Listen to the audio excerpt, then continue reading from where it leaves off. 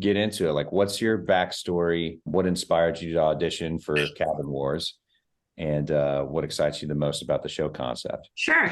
So my backstory in interior design is, I mean, really since I was a child, I've had such a passion for it. My mom was an antiques dealer. She would embarrass us growing up. We'd be driving down the street and she would dumpster dive. I mean, she'd take out a broken chair, an old dresser, throw it in the back of the car. You know, we were red with embarrassment, and she'd bring it home and she'd refinish it herself. And then she'd sell it for a profit. She would rent space in different antique shops along Magazine Street in downtown. And I kind of grew up in those kind of old, moldy smelling places, but it really, it hit a chord with me. And that, in addition to all of her interiors magazines, that was kind of like my reading material every night. I would rip out pages and say, this is going to be a house on the Mississippi Gulf Coast, and this is going to be a house in New Orleans, and, on and on. And it kind of was born there. And I've always been artistic. I studied photography and art history in college. I got a degree in art history. Moved to Atlanta for a little bit, did photography, moved back to New Orleans. It was right after Katrina. I had a hard time being away with my family there, with them trying to rebuild and get their businesses back up. And I felt like I couldn't be away. And so I moved home, tried the corporate thing for like 6 months, realized this is not how my brain operates. I don't like sitting in a cubicle. So I re-enrolled in school and went to interior design school for 2 years. Right out of that, I got my first job in this industry with a residential construction company in Lakeview. And, again, this was soon after Katrina. So there was so much construction to be done, not just in Lakeview, but all over the city. We built tons of homes in Lakeview, Uptown, Metairie, everywhere. Renovated. There were still so many affordable lots in Lakeview for sale. So it was such an exciting time. And really everything I learned on the job. Technical things like drawing in AutoCAD, obviously I got that in school, but just how to actually be on a renovation project, how to read floor plans. And honestly, I would say maybe the most valuable thing is just how to work on a team, how to work with subs, people from every walk of life, and then also be the only female 99.9% of the time. And, also not knowing what I didn't know, but asking the questions, making sure I knew, because it also, you kind of have a chip on your shoulder. I was out to prove that I should be there too with all of them, and that I could do a good job and I could bring something valuable to these projects. And, it turned out awesome. And that was really my foundation. So that's kind of my background in this particular business. A competitive edge. How do you believe your unique skills, personality, and experience sets you apart from other home flippers and designers? I definitely have a competitive edge, whether it's playing ping pong or pickleball or in my work life. But truly in my work life, whether it's design or real estate, because I also have my real estate license, we kind of don't make money unless we're competitive, because if we're not putting ourselves out there and trying to make us stand apart from everyone else, we're not getting the job. And, we don't have a salary. So if we're not getting the job, we're not making money. So you really have to put yourself in places of discomfort, maybe, out of your comfort zone, which is kind of how I see Cabin Wars. Like, obviously what I do on a daily basis for my job is not in front of cameras. It's not for a huge audience to see. I like a new challenge. And so I say I'm competitive, but mostly I'm competitive with myself. If I don't feel like my job that I'm working on now is better than the last one I did, I don't feel like I'm doing my job well enough. So I definitely love that competitive edge. But again, it's more like, how can I get better? What did I learn from, because in construction and real estate, you're going to make mistakes on every single transaction, on every single house you do. It's impossible not to. And if you don't admit that, then you're not telling the truth. But I'm aware of those mistakes and I learn from them, and then I know it for the next time. And I think that's the most important thing to grow, as a person and in any career field, honestly. But yeah, so I love the competitive nature of it. And I love a new challenge. I really do. And this would definitely be a new challenge. You think you'll win? I don't see why not. I mean, I don't think I wouldn't put myself out there and enter this if I didn't feel like I truly had a chance. Awesome. Can you share a story of some adversity that you experienced or some sort of tragedy that kind of formed who you are as a person and how you carry that and you'd carry that emotion or motivation into this show? Obviously, I know I've touched on Katrina a little bit, and that was the kind of the foundation for getting into building and interior design and everything. But, seeing people really down and out, not knowing where to turn, and then having someone come help them is really just, invaluable, things that I will never forget. I've done a lot of jobs that are, fun and pretty and, it looks really nice in the end, but I've also done jobs and worked for people that it meant so much more than any paycheck. We sold a house a couple of years ago to a couple in Covington, and they were coming from North Louisiana, and the husband was deployed the entire time. So he never saw the house. We would video it. We would send it to him. If he was able, he would FaceTime. And then they hired me after the sale to do their renovation. And it wasn't the whole house, but it was, a bathroom, a kitchen, a living room, a powder room. It was pretty significant. And it was during Christmas time. It was after COVID. It was a horrible time to be in construction. Budget was a joke. It was just everything was so inflated. Timeline, people didn't show up. People were sick. Materials were back ordered. It was really tough. But compared to what they were going through, a young mom, 2 young kids, like under the age of 3. And I mean, she never didn't have a smile on her face. She never seemed tired or exhausted. She never complained. And so every day when I would get stressed, I think I'm not going to complain. I am so lucky, that I'm in this position. I have my whole family here. I can do this for them. And I mean, I worked above and beyond. And he came back basically right when it was done. And when he walked in and saw his new home in his new town with his family, it was, just the best reward you could ever have as a person, as a designer, as any which way. And honestly, that was so special. And when we get to do that in our job, it means so much more than, selling the next house or getting the next interior design job. Those are the things that really make you happy and make you humble and make you feel, your blessings, because they're endless, really. What did he do and how did he react?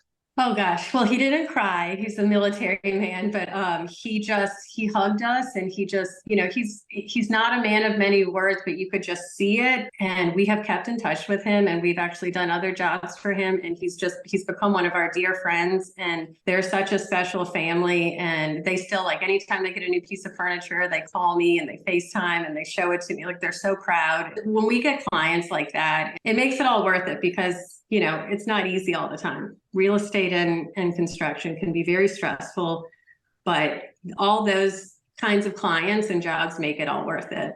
So you're probably looking forward to the open house day where everybody can see your work at the end, huh?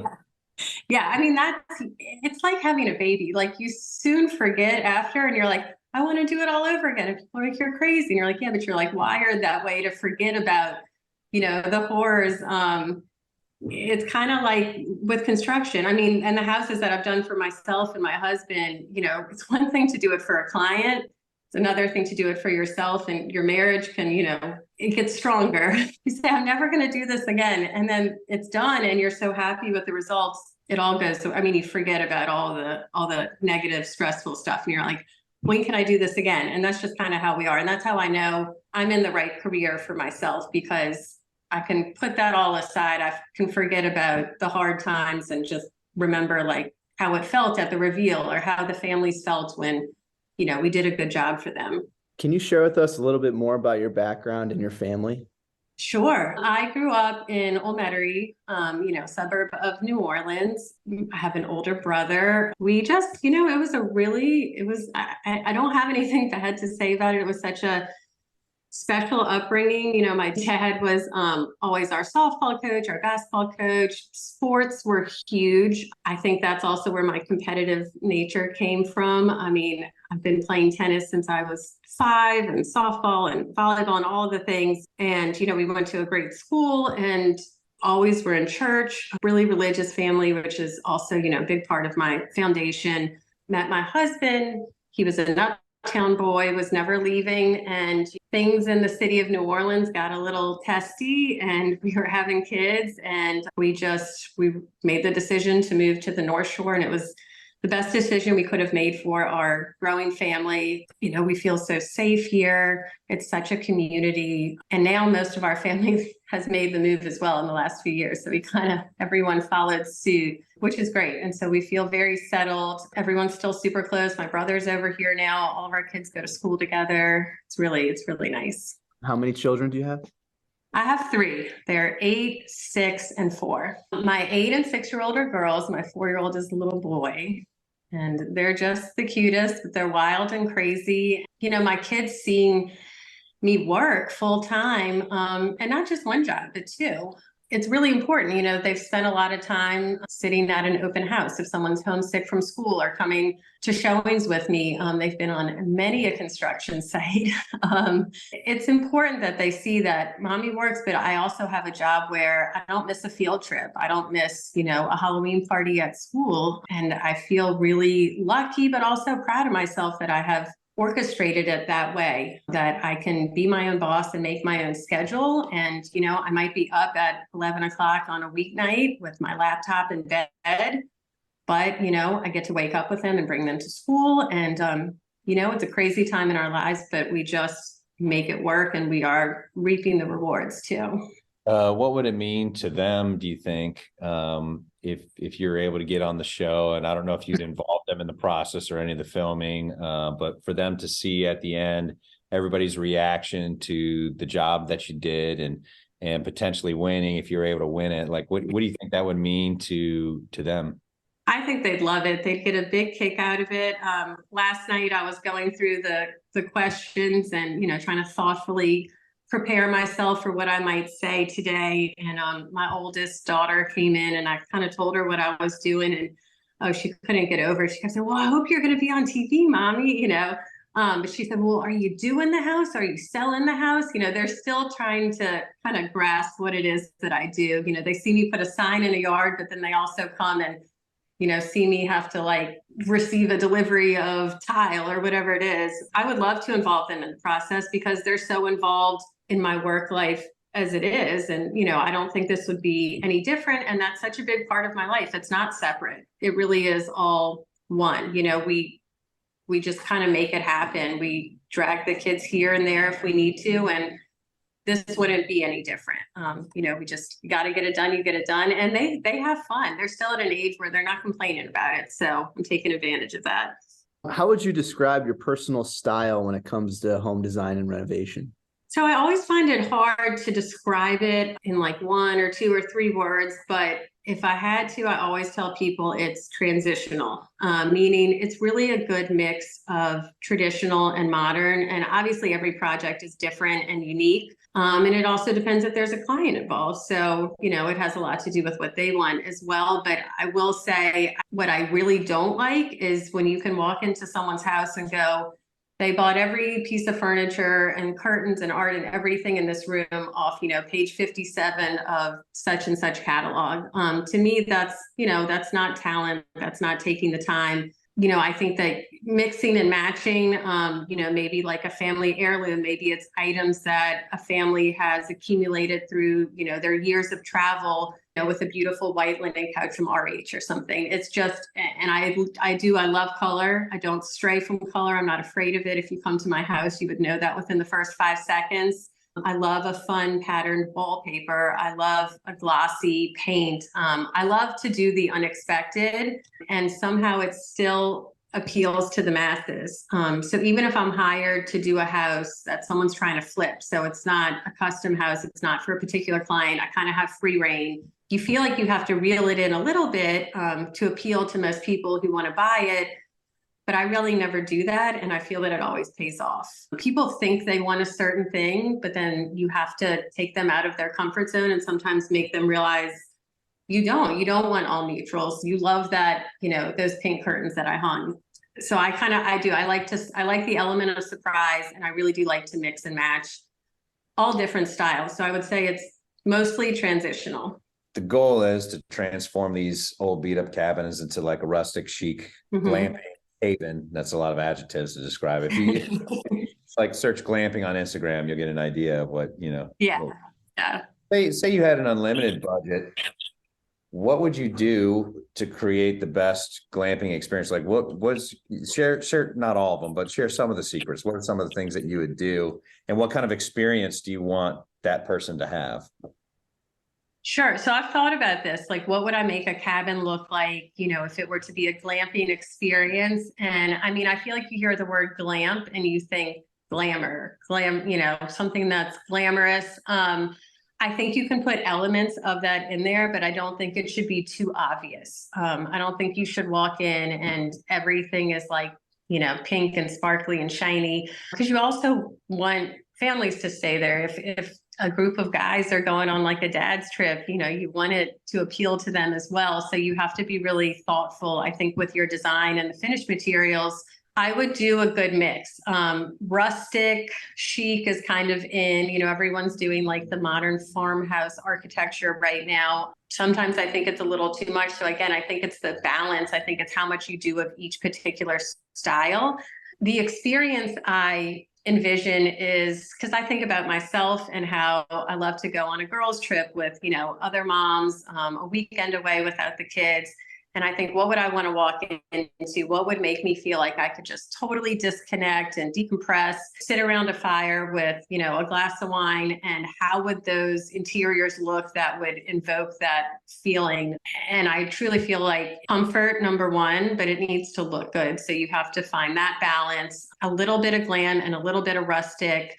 But I think it's like elements throughout, but it also needs to be practical. Obviously, I haven't been inside these cabins, but they look quite small. So you have to think about spatial relations and what's going to fit in there, but you also don't want to try to fit too much. You're not trying to get all of your design ideas into a cabin without it being practical. You have to keep that in mind. So you do need to reel back a little bit and decide like what's important to have in here, and then what's the fun design element aspect of it. Speaking of that, do you have any personal connection to camping, getaway experiences, or the outdoors? I do. So growing up, every summer we would go to the mountains as a family. So we spent a lot of time in Wyoming and Montana, and I went to sleepaway camp in Colorado for many summers. So every summer was spent in the mountains. We camped a lot in Yellowstone. We camped in Glacier National Park in Montana, and it was mostly in cabins. It wasn't necessarily pitching a tent, except in Colorado when I was at camp. At the end of each camp session, we would do what they called a 3-day, whether you picked a major, so you could do like horseback riding, you could do hiking, whatever it was. You would go into the mountains for 3 days with your group, and we were in tents. And so I feel like I've kind of done it a lot of different ways. Now, the cabins we stayed in, as a family in Yellowstone and those areas, it was not glamping. It was, a little log cabin, no AC, none of that, little beds, no TVs, but it was the most special memories that we made because, it's sitting around the fire at night, playing card games, really just bonding as a family, not even realizing it because we were young, but, looking back, that I just, I'm so grateful to have had those experiences. And, now my kids go and they've been to Jackson Hole, and, we take them skiing, and now we do it with my dad. And so it's like a multi-generational thing. And he's teaching my, 6-year-old how to ski. And it's just really, really special. So yes, it's very close to my heart. The camping experience, the being out in nature, no electronics. That's my favorite pastime. So let's talk about like the actual vote, because people are ultimately going to vote for you. Maybe not even necessarily because they like your design, mm-hmm. because they connect with you personally. Right. How do you hope that people connect with you on the show? I agree. I think that you could have the best looking cabin and be the most talented out of everyone, but that's not necessarily going to get you the win. I think that, yes, people have to connect with you at a personal level. And for me, I think it's just the relatability factor. I'm a mom of 3 young kids, and I work really hard, and I try to do it all, and I fail every day. And, I think it's that balance of knowing that you can't do it all, but still trying. And I think that most everyone can relate to that in some capacity. Just, the everyday hustle, the trying to be the full-time mom, trying to be a good wife, like all of the things. And then also still just having fun and not just working because you feel that you need to, or it's, it's a necessity, which it is, but also because you still love it. Finding the things in your job that you get such satisfaction from that don't have anything to do with your home life. So I think all of those things combined, I think just make me as a person relatable to most people. What kind of elements about this show and with what you do and within your team, what kind of drama do you think would be on the show with you involved? I mean, look, there's always drama in construction and renovation. I think we all know that. Everything needed to be done yesterday, and, budget is usually always an issue. I think just working with other people too, whether you know them well and you've worked with them before, whether it's a whole new set of people, it's being able to work with every type of personality. That's always going to present some drama, but I think it's about how you handle that drama. And instead of focusing on the drama, focusing on the solution instead. Because if you're not doing that, then you're not doing your job. You're not working for your client. You're not working towards the goal in mind. And so, look, I deal with drama with real estate, with construction all the time, because there's a million different personalities, but I always say, I've worked with them all. Some are easier than others, but the hardest ones teach me the most. And I truly feel like they make me get better at my job, because my job isn't just finding someone the perfect house or, bidding out someone else on a house or doing a good renovation. My job is making people happy with the result, whatever that result is. And so I have to get past the drama. I have to learn to bite my tongue. I am confrontational when it calls for it. I'm not afraid to have the hard conversation. I have to have them all the time. I joke that 90% of my job is just putting out fires, but it's also so rewarding when you do, and you come around on the other side of it. So it's not something that is foreign to me at all, but it's something we deal with all the time, and we're still going. So it's something that I can deal with, and I do deal with all the time. What do you think will be the most significant challenge when it comes to renovating these cabins? Probably budget and timeline, because anything that you're on a quicker timeline obviously is going to present challenges, whether it's like, you're going to be limited as to what finished materials you can get. You can't go get something that's, a 3-month back order. So it's going to have to be being able to pivot and go, okay, I can't get that. What's my new idea? What was it based around this? Do I have to change my whole concept? But you have to do that quickly, because you don't have time to just sit around and hope that it comes to you. And then, just budget with anything. But I have to say, I've never worked without a budget. I'm used to doing that. I'm used to really small budgets a lot of times and making it look like you had no budget. So that's something I've always dealt with. And I probably wouldn't even know what to do with myself if someone said you don't have a budget. But again, I love a challenge, so I would welcome it. So there's different elements of the show. There's, sharing tips and tricks, design tips, renovation tips. There's showing people how to be resourceful. There's staying in the budget. There's being funny or being dramatic or, whatever it is, and being able to use that. Which one of those things are you the strongest at, you think? I'd say maybe like tips and tricks. There's sort of like a mental checklist I feel like I always have in my head going into a project. I used to make lists, like actual lists, and write them down and keep them filed. And then after a while, it's just second nature. And, you kind of know it like the back of your hand. But just certain things that you just know when you're going into a project to look out for, to check off, those kinds of things. I think I have such a technical background because I went to school for this. So a lot of times people think of interior design or interior decorating, and they just think of the fun stuff, like picking out the pillows and the paint colors. One thing, this sounds so nerdy, but I really do love like the code, like construction code, like knowing like, okay, if I place my kitchen island here, I have a minimum of 36 inches around it, but really ideally is 42 and great would be 48, like that kind of thing. Or I know how much room I need, between a toilet and a sink vanity, like that kind of thing.